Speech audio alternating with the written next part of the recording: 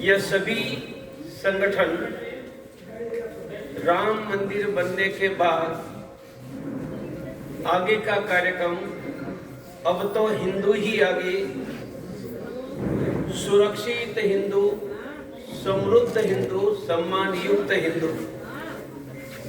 जब तक भारत में हिंदुओं का बहुमत तब तक ही हिंदू सुरक्षित। भारत में हिंदू बहुमत बनाकर रखने के लिए जनसंख्या नियंत्रण का कानून बनाएंगे। हमारा दूसरा काम है राष्ट्रीय छात्र परिषद के द्वारा भारत में सस्ती शिक्षा, गुणवत्ता युक्त शिक्षा। इसलिए राज्य और केंद्र सरकार अपनी आमदनी का 8% खर्च शिक्षा में करे ताकि देश के छात्रों को मुफ्त में शिक्षा और गुणवत्ता युक्त शिक्षा मिले। तीसरा हमारा काम शिक्षा के बाद रोजगार। शिक्षा के बाद रोजगार मिले, इसलिए हाई स्कूल से कौशल्य, स्किल ट्रेनिंग शिक्षा और स्वरोजगार के लिए अनेक प्रकार की योजना। हमारा चौथा कार्य है किसानों को फसल के दाम। यही है अब प्रवीण तोगड़िया के राम, किसानों को फसल के दाम। अब यही है डॉक्टर प्रवीण तोगड़िया का राम। हमारा राष्ट्रीय किसान परिषद किसानों को C2 ABC का C2 के आधार पर 1.5 गुना मूल्य मिले, यह संघर्ष और किसानों को दिलाएंगे। हमारा पांचवा काम है रोग मुक्त हिंदू। हर वर्ष 1 करोड़ परिवार अचानक रोग आने से कर्ज वाला बन जाता है। हम 1 करोड़ हिंदू परिवारों के घरों में जाकर रोग मुक्त रहे ऐसी ट्रेनिंग देंगे। और हमारा छठा काम है, हमारी बहन बेटी जूडो कराटे नहीं जानती है, फिर भी हम ऐसी ट्रेनिंग स्कूल कॉलेजों में घरों में देंगे कि हमारी बहन बेटी का किसी ने नाम लिया तो हमारी बेटी ही पीठ कराएगी। मानी सुरक्षित महिला। हरेक के लिए एक संगठन है। सुरक्षित महिला के लिए राष्ट्रीय महिला परिषद ओजस्विनी है। रोजगार के लिए राष्ट्रीय बजरंग दल है। सस्ती शिक्षा के लिए राष्ट्रीय छात्र परिषद है। किसानों के फसल के दाम के लिए राष्ट्रीय किसान परिषद है। और सुरक्षित हिंदू के लिए सभी संगठन और अंतर्राष्ट्रीय हिंदू परिषद है। और यह सभी गतिविधियों का केंद्र भारत के हर गांव, शहर की हर गली में मंगल या शनिवार शाम को सामूहिक हनुमान चालीसा, यह हमारा अभियान है। आपको पूछना है तो पूछ सकते हैं।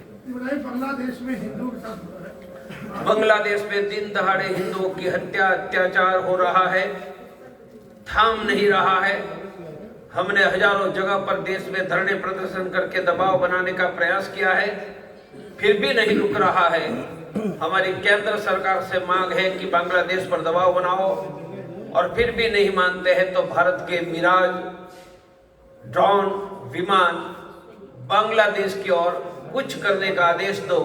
जैसे 1971 में जनरल अरोड़ा के नेतृत्व में भारत की सेना निकली थी, फिर से एक बार यह करने का समय आ रहा है। तो ऐसी ने कहा है जैसे अमेरिका जाती है वहाँ सुखा सकता है किसी भी राष्ट्रपति को, उसी तरह भारत भी बांग्लादेश में आक्रमण करके कर सकता है, पाकिस्तान में जाके सुखा सकता है। मैं भी ये कहता हूँ, वो तो क्या, और मैं तो बड़ा व्यक्ति हूँ। सर, हिंदू समाज की सुरक्षा तक संभव है और क्या है? जब किसानों को फसल का दाम मिलेगा, हर युवा को रोजगार मिलेगा, सस्ती शिक्षा और बहन बेटी सुरक्षित होगा। प्रवीण तोगड़िया का यही है हिंदू राष्ट्र। भारत ऋषि मुनियों किसानों का देश है। गंगा यमुना सरस्वती के त्रिवेणी में प्रयाग में स्नान, यह देश और दुनिया का कोटि कोटि हिंदू की श्रद्धा है। और प्रयाग में स्नान करने के लिए कोई व्यक्ति आता है, संत आता है, उनका सम्मान के साथ स्नान की व्यवस्था ये प्रशासन की जिम्मेदारी है। उनमें बाकी कोई चीज नहीं होनी चाहिए। योगी जी यहाँ के मुख्यमंत्री हैं, मेरा उनके प्रति बहुत बड़ा आदर है। योगी जी के राज्य में स्नान करने वाले सन्यासी और यात्रियों का सम्मान होगा ही, ऐसा योगी जी पर मेरा पूर्ण विश्वास है। सर, अब ये लड़ाई केवल स्नान तक नहीं सीमित रह गई, अब उनको ये साबित करना है कि वो शंकराचार्य है या नहीं। जिला प्रशासन ने नोटिस चिपका दिया है। मुझे उसके बारे में कुछ भी नहीं करना है। जब लोकतंत्र नहीं था, संविधान नहीं था, तब 2500 वर्ष पहले आद्य जगत गुरु शंकराचार्य ने ये की परंपराएं खड़ी की है। ट्रेडिशन इज अ लॉ,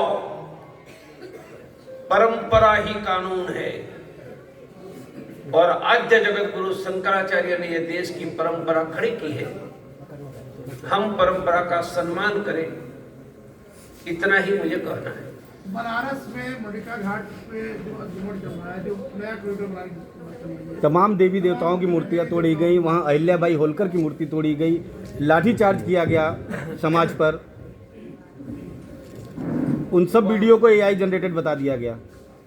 वहां क्या हुआ वह तो मुझे पता नहीं है, पर मैं शास्त्र जानता हूं। काशी के कोटवाल का नाम काल भैरव है। यहाँ कोटवाल कोई राम सिंह होंगे, काशी में तो एक ही कोटवाल है, उसका नाम काल भैरव।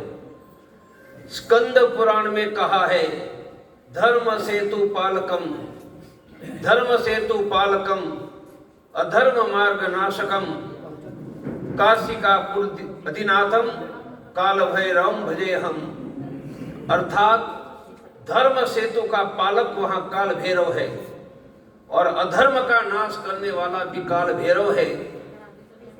वही धर्म के रास्ते पर चल रहे हैं तो आशीर्वाद देंगे, अधर्म के रास्ते पर कोई चलेंगे तो उसको दंड देंगे।